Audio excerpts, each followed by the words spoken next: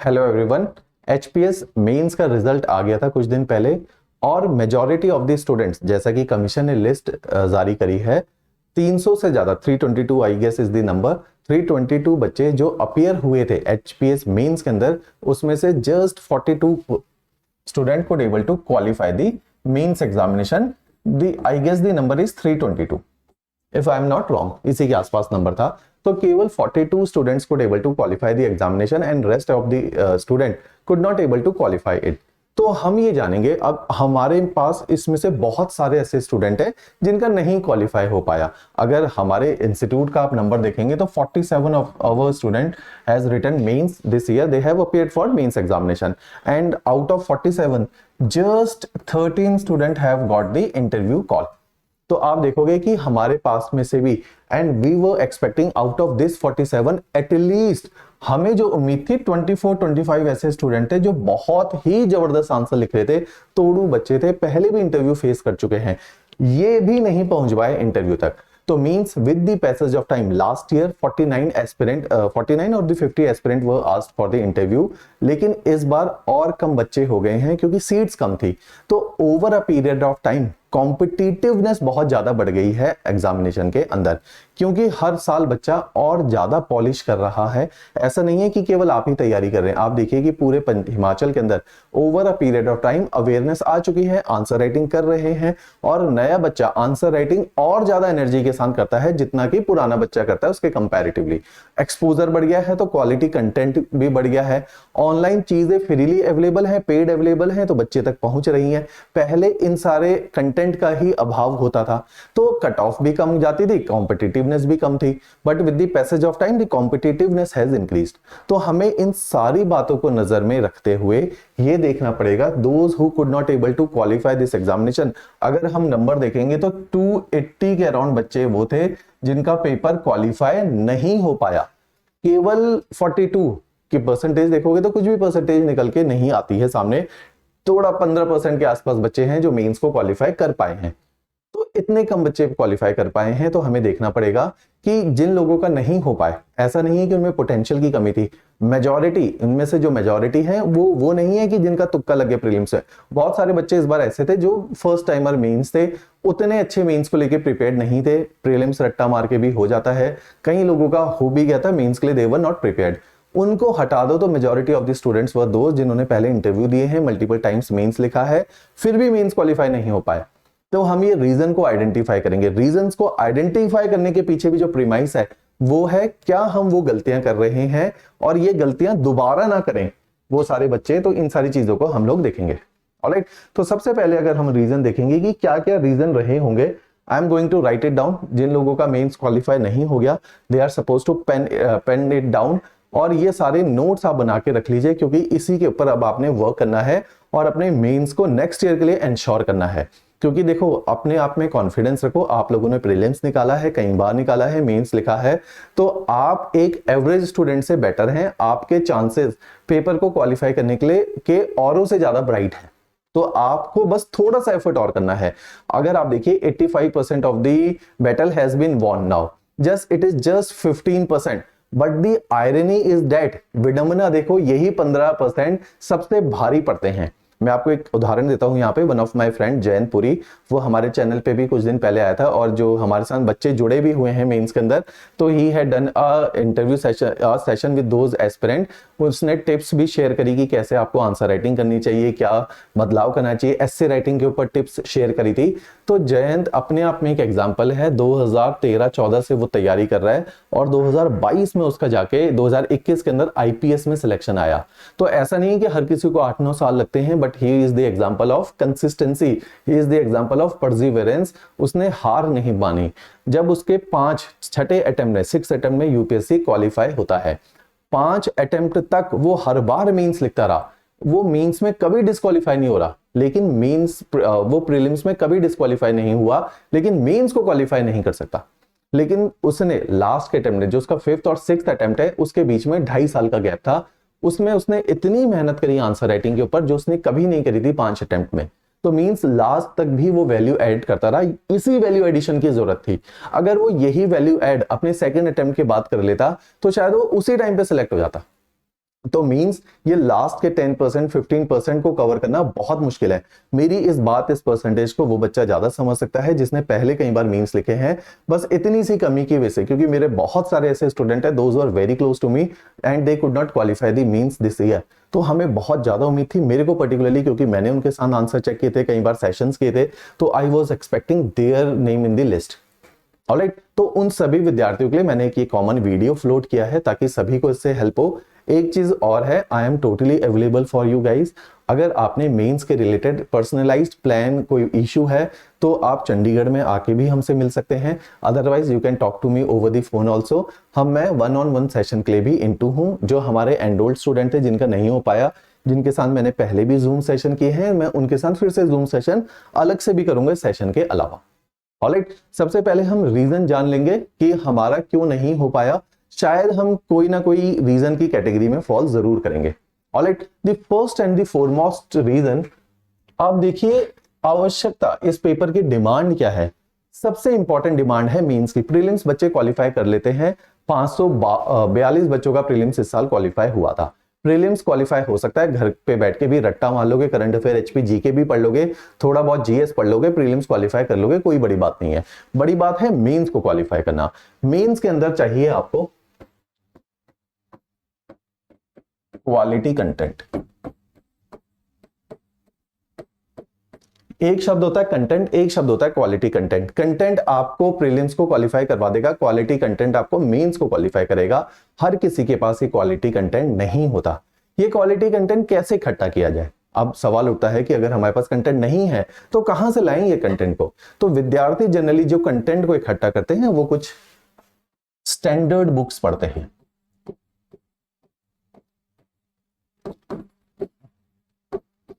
हिमाचल में थोड़ी सी स्थिति यह है कि हम लोग बुक डिपेंडेंट बहुत तैयारी करते हैं, जो कि गलत नहीं है, क्योंकि आज से 3 साल पहले 4 साल पहले किसी भी टॉपर को पूछो, वो कहता है मैंने स्टैंडर्ड बुक्स पढ़ी, थोड़ा बहुत न्यूज़पेपर पढ़ा, मेरा सिलेक्शन हो गया। लेकिन शायद ये बात 4 साल पहले तक बहुत ट्रू थी, क्योंकि 4 साल पहले जो लेवल ऑफ कंपटीशन हिमाचल में था और जो आज है उसमें जमीन आसमान का फर्क है। इसलिए जो एस्पिरेंट, अभी मेरी बात को समझ सकते हैं, जो एस्पिरेंट 4 साल पहले भी वही थे, उन्होंने जो मेंस लिखा और आज का जो मेंस का पेपर है, दोनों में जमीन आसमान का फर्क है। पहले का मेंस का पेपर वर्बेटिमली सिलेबस से आता था, क्योंकि तब सिलेबस चेंज हुआ था, हिमाचल का पैटर्न चेंज हुआ था, यूपीएससी के अकॉर्डिंग अलाइन किया था। तो जैसा सिलेबस उन्होंने प्रपोज किया कमीशन ने, एज इट इज उसी पे क्वेश्चन आए, सरल क्वेश्चन थे। कुछ भी आंसर लिखोगे, सरल सा आंसर लिखोगे, उस साल सभी का सिलेक्शन हुआ जिसने थोड़ी सी भी तैयारी करी। With the passage of time आज 2022 आ गया है, इस साल अब जो पेपर आएगा वो 21 से डिफिकल्ट आएगा, और 21 का paper was difficult than the earlier paper of HPS. तो आप इस बात को समझिए कि डिफिकल्टी लेवल बढ़ रहा है। इसलिए आप जो स्टैंडर्ड बुक लक्ष्मीकांत और स्पेक्ट्रम और आपकी ज्योग्राफी के लिए हम एनसीईआरटीज पढ़ते हैं, अब ये बेसिक हो चुकी हैं। इन किताबों से बस आपकी अंडरस्टैंडिंग बनेगी, पेपर नहीं पूछा जाता।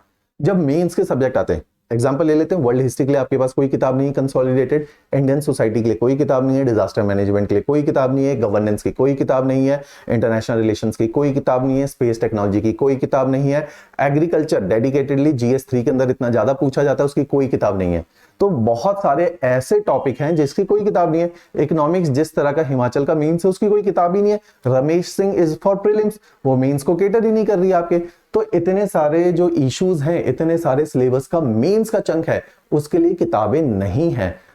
सबसे बड़ी लिमिटेशन क्या होती है? हमारा मेंस नहीं होता, और ये वही बच्चे हैं जिनका मल्टीपल टाइम्स मेंस रुक रहा है। आप लोग अगर देखोगे आपके साथ कॉमन क्या है, प्रीलिम्स आप हर बार निकाल रहे हो, मेंस बिल्कुल नहीं निकालते। रीजन है आप सेम कंटेंट को हर बार पढ़ के जा रहे हो।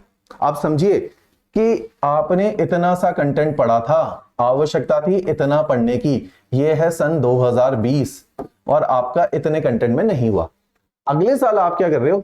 इसी कंटेंट को फिर से रिवाइज करोगे और इसी को पढ़ के चले जाओगे। अब कंपटीशन का लेवल है, कंटेंट इतना पूछा जा रहा था, इस साल लेवल इतने कंटेंट पे था। आप over a period of time अगर आप अपनी परसेंटेज शेयर ऑफ मार्क्स देखोगे, वो घट रहा है। जिसने 2020 में पेपर लिखा और जिसने 2021 में लिखा, अगर आप अपने मार्क्स को कंपेयर करोगे, हो सकता है मार्क्स डिक्रीज हो। अगर सेम मार्क्स भी आए हैं तो आप समझो वो जो है ग्रोथ नहीं है, वो स्टैग्नेशन भी नहीं है, वो डी ग्रोथ है, क्योंकि एक साल के बाद आपकी नॉलेज बढ़नी चाहिए थी, आपकी आंसर राइटिंग बेटर होनी चाहिए थी। अगर आप सेम मार्क्स पे स्टिक करते हो और कट ऑफ हर साल इंक्रीज हो रही है, तो मींस आप डाउन जा रहे हो रेदर देन इंक्रीज होने की वजह से। तो मींस हम अपने कंटेंट को अपग्रेड नहीं कर रहे, क्वालिटी कंटेंट की तरफ नहीं भाग रहे, हम सेम बुक्स दोबारा पढ़ लेते हैं मेंस के लिए। क्योंकि अब देखो मेंस का अभी रिजल्ट आया, क्योंकि अभी रिजल्ट आया है, अब प्रीलिम्स का फीवर चढ़ जाएगा, तो हमने मेंस को प्रिपेयर ही कहां किया। अब रिजल्ट आने के बाद बच्चे क्या करेंगे, एक महीना शौक बनाएंगे, उसके बाद फिर से प्रीलिम्स की तैयारी करेंगे और फिर से मेंस तैयार नहीं किया, फिर जो मेंस की तैयारी करेंगे वो अगले 3 महीने प्रीलिम्स और मेंस के बीच में करेंगे। तो हमने मेंस को जो एडिक्वेट टाइम देना था, इस कंटेंट को देना था, वो तो दिया ही नहीं।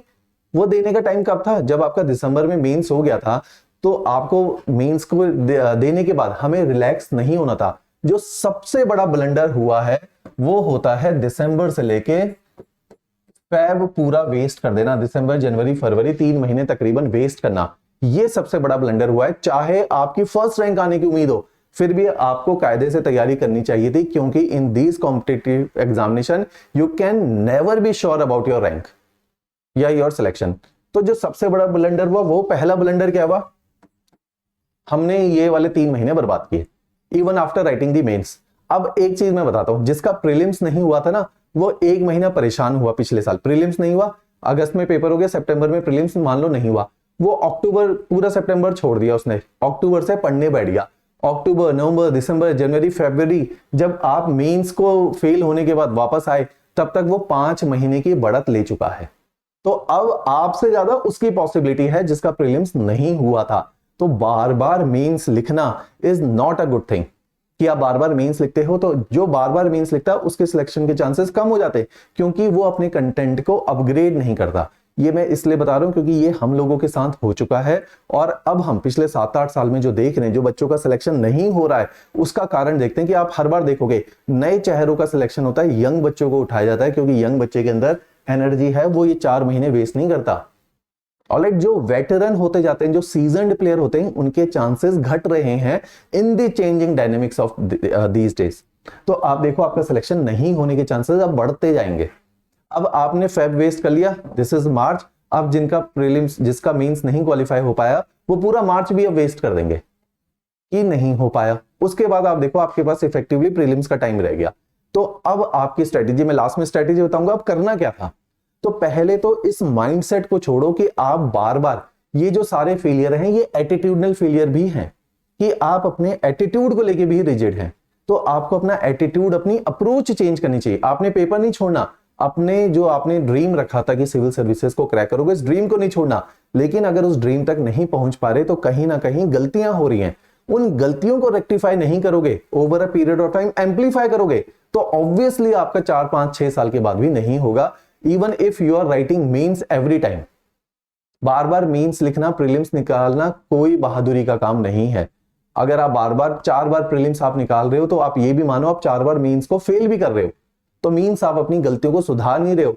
आपका एक नेचुरल भगवान ने टैलेंट दिया था, आपकी एक इंटेलिजेंस थी कि आप प्रीलिम्स निकाल लेते हो, आपकी ये स्ट्रेंथ थी, आपने इस स्ट्रेंथ का कोई यूज नहीं किया, बस प्रीलिम्स से निकालते रहे, और जहां पे अपने पे पॉलिश करके तराश के मेंस निकाला था, वहां पे कोई काम ही नहीं किया। तो आप पूरे पेपर के प्रोसेस में, प्री है, मेंस है, इंटरव्यू है, आपका सारा फोकस प्रीलिम्स है, क्योंकि आप बस प्रीलिम्स के ही खिलाड़ी बनना चाहते हो।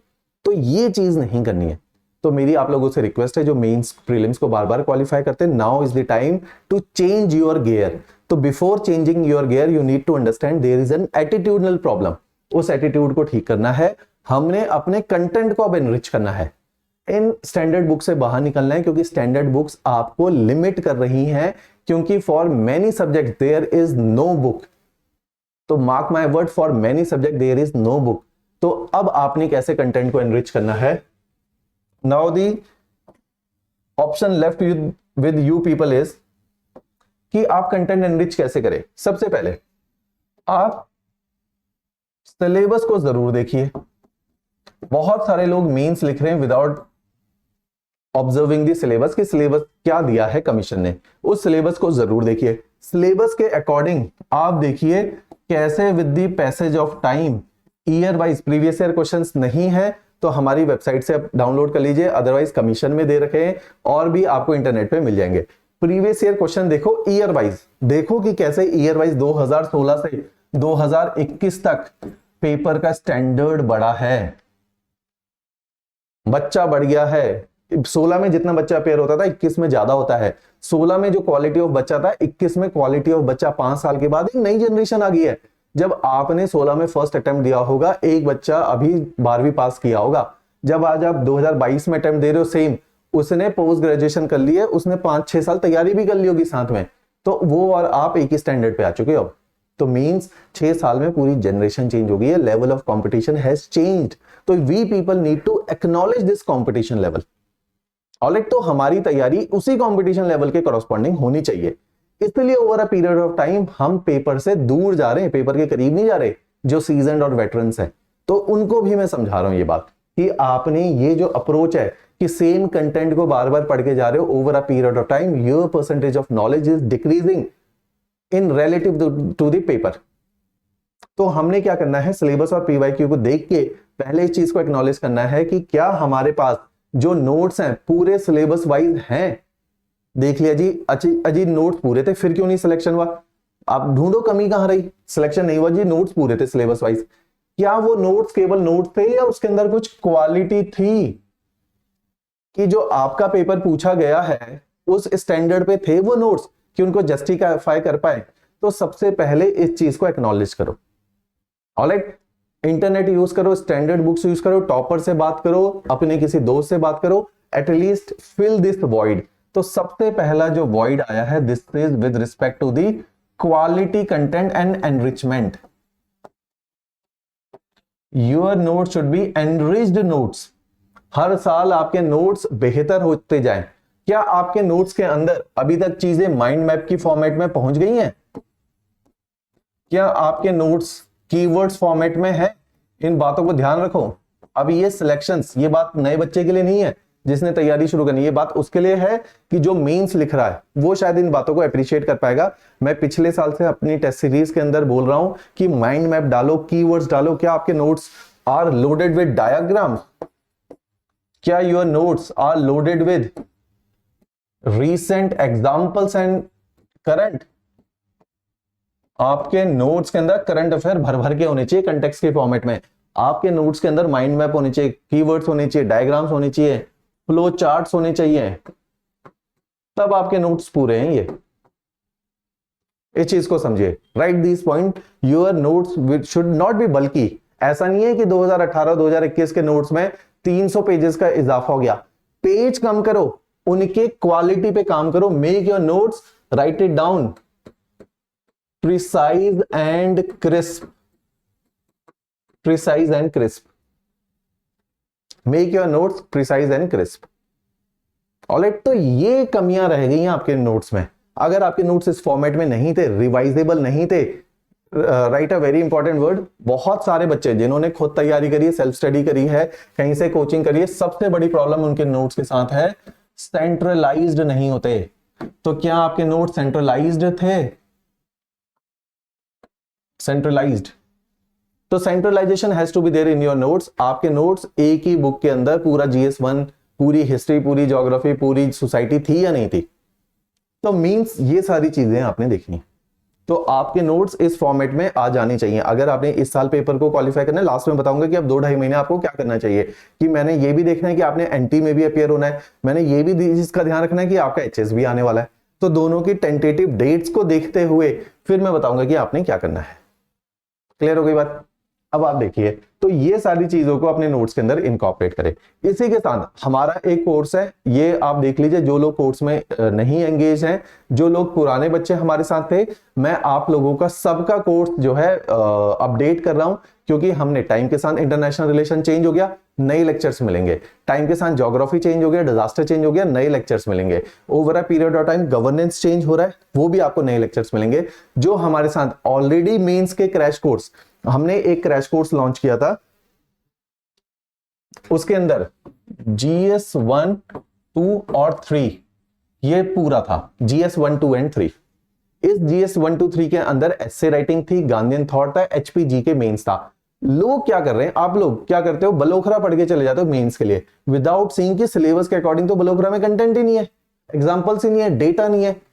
और GS1, 2, 3 के अंदर HPGK के अंदर 33% वेटेज है, और इंटरनेट पे भी वो डेटा बहुत ज्यादा नहीं है, थोड़ा बहुत सर्वे। तो उसके डेटा के लिए R&D बहुत करनी पड़ती है, उसके नोट्स के लिए R&D बहुत करनी पड़ती है, कईयों के पास वो नोट्स नहीं है, तो हम अपने को ओवर एस्टिमेट कर रहे हैं कि हम खुद नोट्स को इकट्ठा करने में टाइम वेस्ट कर रहे हैं। तो बेटर क्या है, जिन लोगों के अब क्वालिटी कंटेंट का इशू आ रहा है तो they should get enrolled with us. हमारा एक मेंस का क्रैश कोर्स है, बहुत अफोर्डेबल है। Last year the fee was 85,000, but now we are increasing the fees and the cost of the courses, the fee for the course is 10,000 rupees। इसके अंदर आपको GS 1 2 3 के सारे लेक्चर्स, आई गेस 150 लेक्चर्स या 155 lectures are there along with the notes। तो GS 1 2 3 के सारे quality content मिल जाएगा आपको, और आपको मिल जाएंगे इस सबके लेक्चर्स। तो ये एनरोल कर लो। जो लोग पहले से एनरोल्ड है मैं उनका फ्री ऑफ कॉस्ट अपग्रेड कर दूंगा और उन्हीं नोट्स को आप फिर से यूज कर सकते हो। गांधीन थॉट उसमें नया आ गया है, काफी कुछ उसके अंदर नया आ चुका है। ऑलराइट, तो हम आपको तब तक सपोर्ट करेंगे जब तक आपका सिलेक्शन नहीं होगा।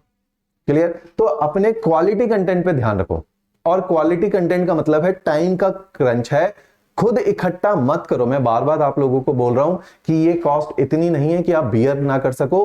आप खुद नोट्स को इकट्ठा करने में समय मत जाया करो। तो मेक श्योर कि आप बने बनाए नोट्स को पढ़ो और उनको अपने अकॉर्डिंग कस्टमाइज करो। एक और चीज है, हमारा मेंस का क्रैश कोर्स 200 बच्चे ने लिया, लेकिन 200 बच्चों ने तो मेंस लिखा नहीं है हमारे। तो मींस आप जब तक उस नोट्स को कस्टमाइज नहीं करोगे, अपने अकॉर्डिंग मोल्ड नहीं करोगे, अपने अकॉर्डिंग एनरिच नहीं करोगे, तो सारे बच्चे एक ही कंटेंट पढ़ के जा रहे हैं, सबका सिलेक्शन नहीं होता है। आप उनको अपना बनाओ। आपने जो अभी तक वैल्यू अपना जो कंटेंट इकट्ठा किया था वो भी उसके अंदर डालो। करंट अफेयर, अखबार तो रोज पढ़ रहे हो ना, अखबार के साथ रिलेट करो हमारे नोट्स को, और वैल्यू एडिशन करो, उनमें कंटेंट डालो, एनरिच करो उनको और अपना बनाओ, तब जाके। इसलिए हर टॉपर बार बार एक बोलेगा कि मैं अपने नोट्स पढ़ता था। अपने नोट्स का मतलब है कहीं से भी नोट्स को उठाओ, लेकिन उनको मोल्ड करो अपने अकॉर्डिंग। किसी के बने बनाए नोट्स आपके काम नहीं आने वाले। ऑलराइट, तो फर्स्ट प्रिंसिपल इज कि हमने देखना है क्या हमारा कंटेंट पेपर के स्टैंडर्ड के जितना था या नहीं था। तो फर्स्ट रीजन तो हमने अपने लिए ये आइडेंटिफाई किया। Now coming to the second reason कि हमारा क्यों नहीं हुआ होगा। सबसे बड़ी समस्या और सबका nightmare is answer writing.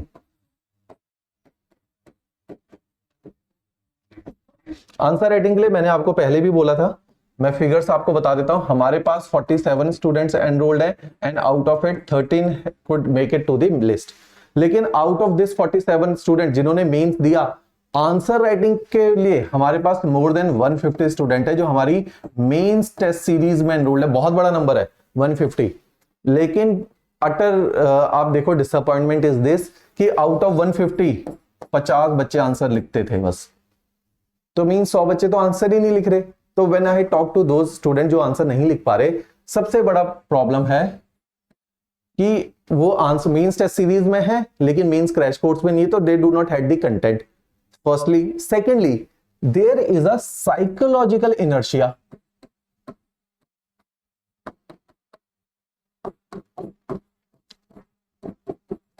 Example देता हूं मैं इसका। साइकोलॉजिकल इनर्शिया का एग्जाम्पल है जैनपुरी, जो मेरा एक दोस्त आईपीएस है, one of my student, rank 3 परलीन।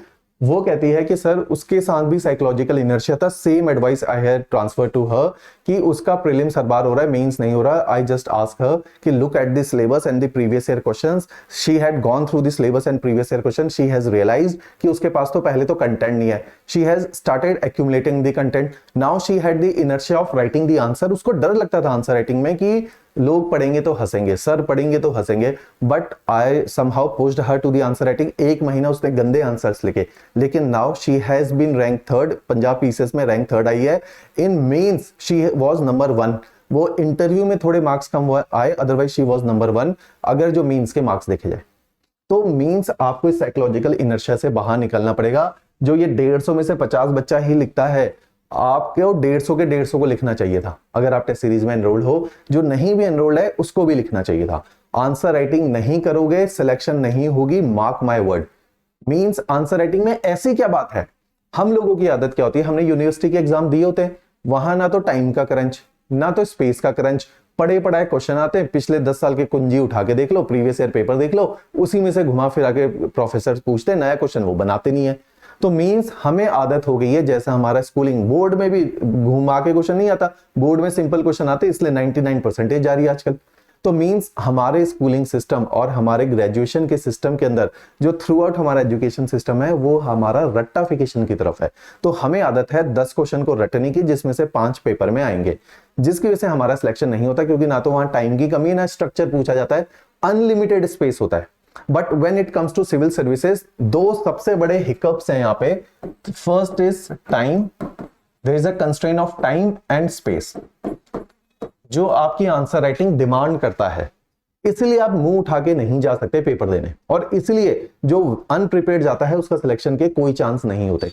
If you are getting less than 380 marks in your entire mains, तो अभी आपको बहुत मेहनत करनी है। ये मत सोचना कि 30 40 50 नंबर से रुक गया, 50 नंबर क्रॉस ही नहीं कर पाओगे आप मार्क, कि हर जीएस में 10 नंबर एक्स्ट्रा लाना, ऑप्शनल में 10 नंबर एक्स्ट्रा लाना, एसए में 10 नंबर एक्स्ट्रा लाना, तब जाके 50 नंबर का गैप कवर करोगे। वो बहुत बड़ी बात है 10 नंबर एक्स्ट्रा लाना। तो मींस 380 370 पे जो रुका है उसे बहुत ज्यादा मेहनत करनी है ताकि सिलेक्शन में आए। वो लोग सोचते हैं कि बस थोड़े से रुका है, फिर से सेम कंटेंट पढ़ ले, फिर से बिना आंसर राइटिंग के चले जाए, हो जाएगा, कभी नहीं होगा।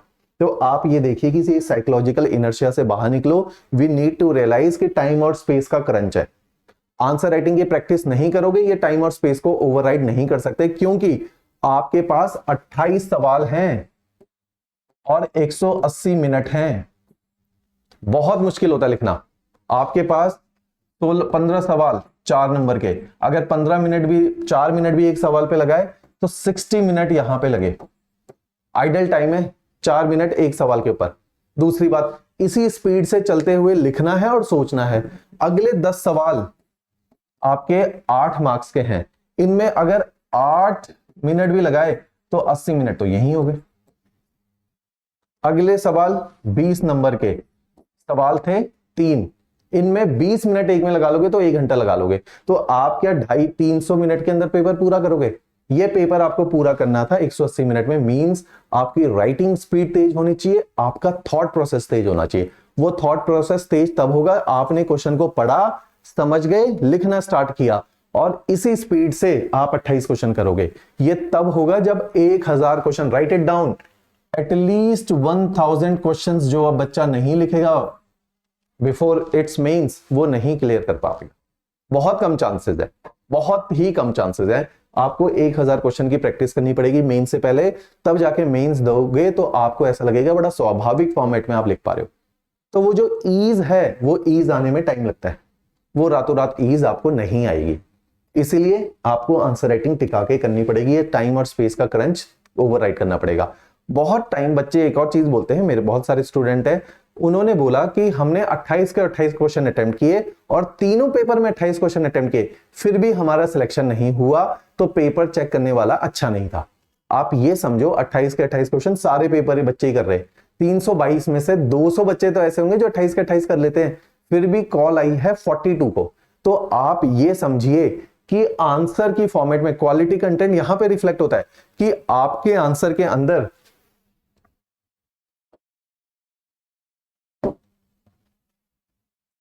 क्या आपके आंसर के अंदर डायग्राम्स थे, क्या आपके आंसर के अंदर पेपर के अकॉर्डिंग कीवर्ड्स थे, क्या आपके आंसर के अकॉर्डिंग डेटा डाला हुआ था, क्या आपके आंसर में करंट अफेयर थे, क्या आपके आंसर के अंदर फ्लो चार्ट्स थे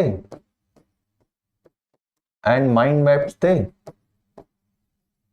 मोस्ट इंपॉर्टेंटली, क्या आपने इन सारी चीजों को स्ट्रक्चर्ड फॉर्मेट में लिख पाए थे? तो अगर आपके आंसर में ये सारी चीजें नहीं है तो आपका सिलेक्शन नहीं है।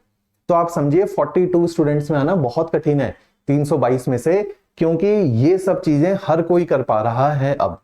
तो जो कर पाएगा उसी का सिलेक्शन होगा। They are going to get the smartest of 322। तो आपके आंसर में ये सब तब होगा जब आप टिका के आंसर राइटिंग करोगे। तो मींस आंसर राइटिंग करो। नॉलेज का गेम नहीं है। जो 10 साल से तैयारी कर रहा है ऑब्वियसली उसको ज्यादा नॉलेज होगी। फिर क्यों 2 साल से तैयारी करने वाले बच्चों का क्लियर हो रहा है? क्यों 22 साल 30 साल का बच्चा क्लियर कर रहा है और 30 साल का व्यक्ति जो 7-8 साल से तैयारी कर रहा है उसका नहीं हो रहा? तो मींस आपकी आंसर राइटिंग में प्रॉब्लम है, मींस आपकी अप्रोच में प्रॉब्लम है, मींस आपके एटीट्यूड में प्रॉब्लम है। तो इस एटीट्यूड को फिक्स करो, इस अप्रोच को फिक्स करो। पेपर तो निकालना ही है, अब घुस गए इस दलदल में, तो हम हर पॉसिबल कोशिश करेंगे, अपने वे को मोल्ड करो, तो आंसर राइटिंग करो। हमने आपकी आंसर राइटिंग को पॉलिश करने के लिए फ्री हमारी वेबसाइट है, many of you must be knowing it.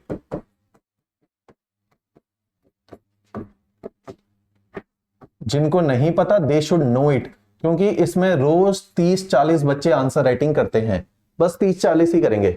MCQ बहुत सारे लगाएंगे, एमसीक्यू ऑब्वियसली ज्यादा बच्चे लगाएंगे क्योंकि प्रीलिम्स का फीवर ज्यादा है, लेकिन रैंक तो थोड़ा सा ही बच्चा निकालता है। हम असली हमारा जो बच्चे को जज करने का तरीका होता है कि कितनी आंसर राइटिंग कर रहा है। मेरे को बच्चों के नाम पता है जो डेली आंसर राइटिंग चलती है इसमें हमारी, डेली आंसर राइटिंग। रोज हमें ध्यान से सुनो, रोज एक क्वेश्चन मिलता है इसमें, उस क्वेश्चन का मॉडल आंसर हम लोग देते हैं।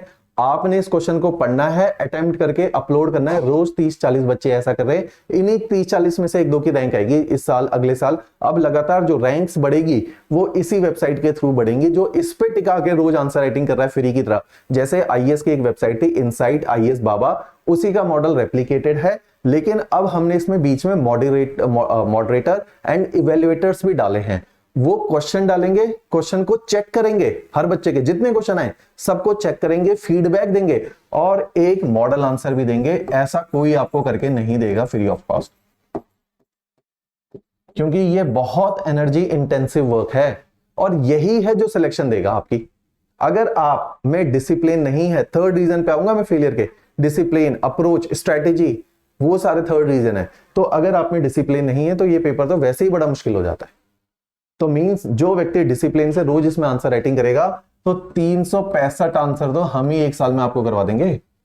प्रीवियस ईयर क्वेश्चंस उठा के देख लो, किसी की भी टेस्ट सीरीज देख लो, हमारी अपनी टेस्ट सीरीज में 450 क्वेश्चन है, 365 ये नई क्वेश्चन है जो टेस्ट सीरीज से अलग है। फिर प्रीवियस ईयर क्वेश्चन करके जाओ, 1000 क्वेश्चन पूरे हो गए। जहां आपने 1000 क्वेश्चन कर लिए वहां आपका सिलेक्शन इंश्योर हो गया। तो मींस ये डेली आंसर राइटिंग को प्रैक्टिस करो जो सीरियस है और जो जस्ट प्रीलिम से बाहर हुआ है। अब इसमें 30-40 बच्चे वो हैं जो नए हैं।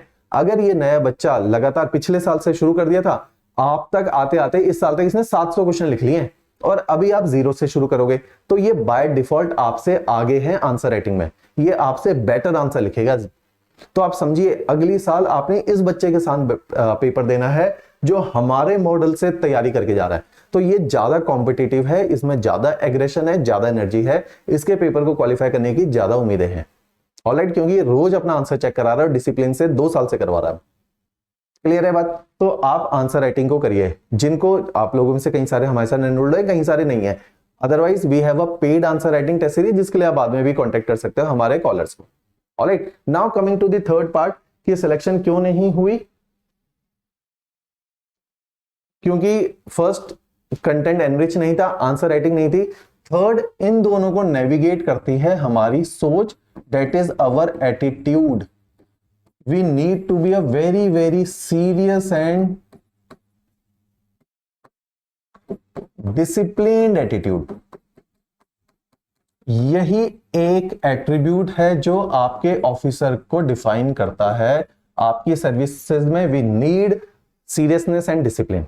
तो जिसके अंदर ये प्रिपरेशन में नहीं है, इसीलिए वो लोग सर्विसेज में नहीं जाते। आप किसी भी ऑफिसर को नहीं देखोगे, हमारे पास इतने सारे सीरीज ऑफ टॉपर और पुराने दोस्त हैं जो सिलेक्ट हुए, none of them is indisciplined and non serious.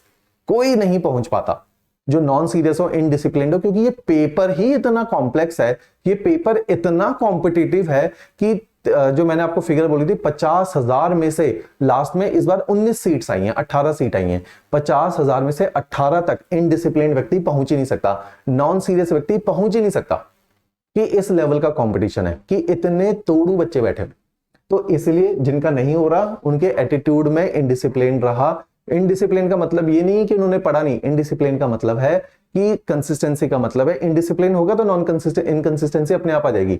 Means जहां पे आपको आंसर राइटिंग की जरूरत है वहां आंसर राइटिंग करनी थी, जहां पे आपको कंटेंट एनरिच करना था वहां कंटेंट एनरिच किया। तो बेसिकली हमारा जो माइंडसेट है वो हमने रेस्ट्रिक्ट कर दिया है और प्रो चेंज नहीं है। हम जिस तरीके से तैयारी करते थे उसी तरीके से करते हैं। हम अपने कंफर्ट जोन को नहीं सोच तोड़ते। ये कंफर्ट जोन हमारा साइकोलॉजिकल है, हमारी सोच के अंदर है। तो इस कंफर्ट जोन से हम लोग बाहर नहीं निकलना चाहते, जिसकी वजह से हम देखते हैं कि हम लोगों का सिलेक्शन नहीं हो रहा।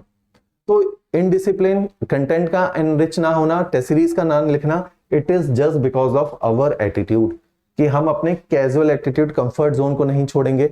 हम जिस तरह से तैयारी करेंगे उसी तरीके से करेंगे, हम किसी की नहीं सुनेंगे। तो इस तरीके से हम लोग अपने को रिस्ट्रिक्ट कर देते हैं, हम बदलाव के लिए तैयार नहीं है। तो इस डायनेमिक एग्जाम को जो तैयार ही नहीं है बदलाव के लिए, ऐसा व्यक्ति तो एडमिनिस्ट्रेशन के लिए घातक होगा, क्योंकि अवर एडमिनिस्ट्रेशन इज अंडर एवोल्यूशन। वो इवॉल्व हो रहा है हर साल, वो हर दिन इवॉल्व हो रहा है, क्योंकि आपके सोसाइटी के डायनामिक्स बदल गए हैं, वर्किंग कंडीशंस बदल गई हैं। आज आपका सिटीजन आपने ऑफिसर को टेक्नोलॉजिकली एडवांस चाहता है, वेल डिसिप्लिन चाहता है, उसकी मैनेजमेंट स्किल्स अच्छी होनी चाहिए, उसका पब्लिक एडमिनिस्ट्रेशन अच्छा होना चाहिए। अगर ऐसा व्यक्ति ब्यूरोक्रेट नहीं है तो लोग ही उसको पसंद नहीं करेंगे, वो काम ही नहीं कर पाएंगे। अलग तो मींस ये सारी चीजें होनी चाहिए, ये होनी चाहिए, तो ये आपके अंदर ये दिखनी चाहिए फिर प्रोसेस के, पढ़ाई के प्रोसेस के दौरान। तो ये कुछ फैक्टर्स हैं जो मैं नैरो डाउन कर पाया हूं, जिसकी वजह से सिलेक्शंस रुकी हैं। नंबर 4th पॉइंट इज, बहुत सारे अभी कमीशन के इस बार अब लिस्ट आने दो, पता चल जाएगा कौन से ऑप्शनल के कितने बच्चे सिलेक्ट हुए हैं। कुछ ऐसा देखा गया है, पर्टिकुलरली कुछ ऑप्शनल को ओवर वेटेज देता है कमीशन। ये कमीशन की गलती है, इसमें ना तो मैं कुछ कर सकता हूं ना आप कुछ कर सकते हैं। तो आप देख लीजिए, अगर आपका ऑप्शनल लगातार 2-3 बार से कम स्कोर आ रहा है, आप अपने ऑप्शनल को, अब ऑप्शनल में मैं अपने ज्योग्राफी का भी एग्जांपल दूंगा और बाकी सारे हिमाचल के बच्चों के ऑप्शनल के भी एग्जांपल दूंगा। जनरली अब मैं ये इसलिए बोल रहा हूं क्योंकि हमारा जो रेफरेंस पॉइंट है, जो लोग तैयारी कर रहे हैं उनका रेफरेंस पॉइंट है सन 2016 2017, क्योंकि over a period of time prelims को यही बच्चा क्वालिफाई कर रहा है जो 2016-17 से तैयारी कर रहा है। क्योंकि प्रीलिम्स को क्वालिफाई करने के लिए रट्टा चाहिए over a period of time. आपने जीएस पूरा पढ़ लिया, एचपी के, क्योंकि सबसे बड़ा पोर्शन है एचपी के तैयार करने में खुद 2-3 साल लग जाते हैं जगमोहन बलोत्रा को रटने में। तो जो जितना पुराना हो जाता है वो प्रीलिम्स निकालने की संभावना उतनी ज्यादा है। लेकिन विडंबना देखो, जो जितना पुराना हो जाता है वो मेंस के लिए उतना बेकार हो जाता है, क्योंकि मेंस बड़ा डायनामिक है। अब हिमाचल का पेपर देखो, prelims purely static, mains purely dynamic और इवॉल्व हो रहा है, और कठिन है। प्रीलिम्स उतना कठिन नहीं है, तो दोनों में मिसमैच है। तो इसकी वजह से पुराना व्यक्ति प्रीलिम्स को क्वालिफाई करता है, लेकिन जो मेंस का रिजल्ट आता है ना, आप हमेशा देखोगे नए बच्चे निकाल रहे हैं, जिन्हें 2-2, 2.5 साल तैयारी करते हो रहा है, वो मेंस को निकाल रहे हैं। हमारे सारे टॉपर उठा के देख लो, चाहे मोहित रतन है, चाहे आकांक्षा है, चाहे शिखा है, चाहे ओशिन है, 2 साल में ओशिन का बीडीओ फिर एसडीएम, चाहे मोहित शुक्ला है, 2 साल में निकाला उन्होंने पेपर। तो जो ये जो सीरीज ऑफ टॉपर्स हैं, इनको देखोगे इन्होंने 2-2.5 साल में ही पेपर को निकाला है। तो आप देखोगे प्रीलिम्स निकालने वाले वो लोग ज्यादा हैं जिनको ज्यादा टाइम हुआ है, मेंस निकालने वाले नए लोग हैं, क्योंकि नए लोग प्रो चेंज हैं, वो नए मेथड से पढ़ रहे हैं। तो आप अपने ऑप्शनल को इस चीज को ध्यान रखो कि अगर आपका ऑप्शनल, आप देखते हो कि 2016-17 में रेफरेंस पॉइंट क्या है कि 2016-17 में अपने आप लोग ऑप्शनल को पढ़ा करते थे। उस टाइम पे जो ऑप्शनल के मार्क्स की डिमांड थी वो आज नहीं रही। जो ऑप्शनल का पेपर था वो कठिन हो गया। अगर आपके 2-3 बार में ऑप्शनल में मार्क्स नहीं आ रहे, चेंज योर ऑप्शनल, क्योंकि आपका ऑप्शनल कमीशन के अकॉर्डिंग क्लिक नहीं कर रहा, B it any optional. Alright, more over आप अपने ऑप्शनल के साथ भी वही कीजिए, आप उस ऑप्शनल के सिलेबस को उठाइए, उस ऑप्शनल के PYQ को उठाइए, और आपके नोट्स, ये क्वालिटी कंटेंट इसके अंदर होना चाहिए ऑप्शनल के करस्पॉन्डिंग। अगर वो मिसिंग है इसलिए आपका क्लिक नहीं हो रहा। देखो, कमीशन कुछ ऑप्शनल को लेवरेज देता है, लेकिन एक चीज मानो कि कमीशन ने हर ऑप्शनल से कम एक बच्चा तो ले ही लेगा। अगर मान लीजिए सोशियोलॉजी से 5 बच्चे ले रहा है, लेकिन ज्योग्राफी से भी आएंगे, हिस्ट्री से भी आएंगे, पॉल साइंस से भी आएंगे, पबएड से भी आएंगे। एक चीज का आपने ध्यान रखना है कि हर ऑप्शनल से तकरीबन ऑन एन एवरेज एक ही सिलेक्शन है, एक्सेप्ट 1-2 ऑप्शनल। तो आपका ऑप्शनल पूरे हिमाचल का, ध्यान रखिए, आपका ऑप्शनल पूरे हिमाचल में बेस्ट ऑप्शनल होना चाहिए, चाहे फिर वो सोशियोलॉजी हो। हम लोग मैक्सिमम बच्चे सोशियोलॉजी इसलिए ले लेते हैं कि सोशियोलॉजी से सिलेक्शन ज्यादा है, लेकिन सोशियोलॉजी से भी सिलेक्शन ज्यादा मींस 3 बच्चों का है, या पिछली बार जैसे 4 बच्चों का सोशियोलॉजी था, आउट ऑफ 19 या out of 20 4 student were having sociology, लेकिन 16 जो है अलग ऑप्शनल वाले। तो हर ऑप्शनल का जो व्यक्ति होगा वो हिमाचल में एक ही होगा जो सिलेक्ट होगा। अगर 4 सोशियोलॉजी वाले हैं तो आप समझिए कि 150 सोशियोलॉजी मेंस लिख रहे थे, तब जाके 4 का सिलेक्शन हुआ। इस बार 4 रूम भरे थे सोशियोलॉजी से, तो इतने सारे बच्चों में से 4 ही सिलेक्ट होंगे। तो कॉम्पिटिटिवनेस ऑप्शनल में उतनी ही है। अगर पॉलिटिकल पीएस आईआर से 40 बच्चे लिख रहे हैं तो 4 ही, एक ही तो सिलेक्ट होगा। तो 4:40:1 का ही रेशियो है हर जगह। तो आप अपने ऑप्शनल के बेस्ट होने चाहिए, तो कोई भी ऑप्शनल उठा लो, but you are suppose to be the best in your optional. इस चीज का ध्यान रखना, इस गणित का ध्यान रखना है।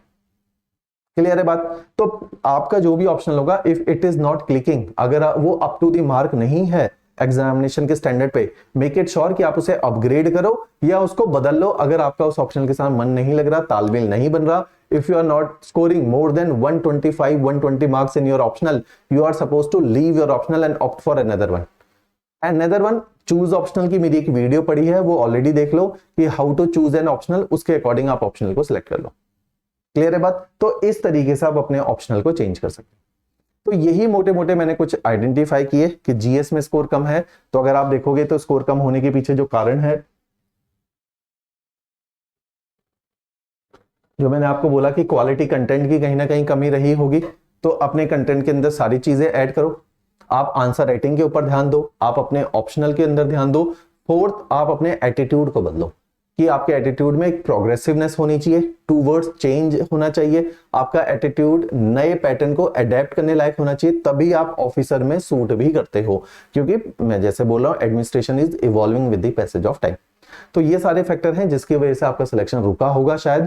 आप इनको नैरो डाउन करो और अपने लिए वर्कआउट करो। कई सारे बच्चे हैं जो जस्ट मिस हुए, उन्होंने ये सारी चीजें ठीक करी हैं। ऐसा नहीं है कि किसी ने नहीं किया, सारी चीजें ठीक करी। बहुत सारे ऐसे, I will not take their name, और उन्होंने सब ठीक किया। I was very sure about their selection. 1 number 2 number से रहा होगा, 3 नंबर से रहा होगा, डेट इज अंडरस्टैंडेबल। वो लोग थोड़ी बहुत अपनी कमियों पे काम करो, थोड़ा सा कंटेंट एनरिच करो, थोड़ी और आंसर राइटिंग करो, ये 2 4 5 10 नंबर का गैप फिल हो जाएगा। ठीक है, इट इज डूएबल। तो do not lose your heart. जिन लोगों ने मेंस लिखा है, मैं बार बार बोल रहा हूं, आप लोग मेंस तक पहुंचे हो, मल्टीपल टाइम्स पहुंचे हो, आप लोगों में कैलिबर है, आप में पोटेंशियल है। आप, हो सकता है मैंने जो आपको चीजें बताई उसमें मैं आपको इनडिसिप्लिन बोल रहा हूं, लेकिन औरों के रिलेटिवली बहुत डिसिप्लिन हो, तभी आप यहां तक पहुंचे हो। तो अपने ऊपर कॉन्फिडेंस रखो, डू नॉट लूज इट।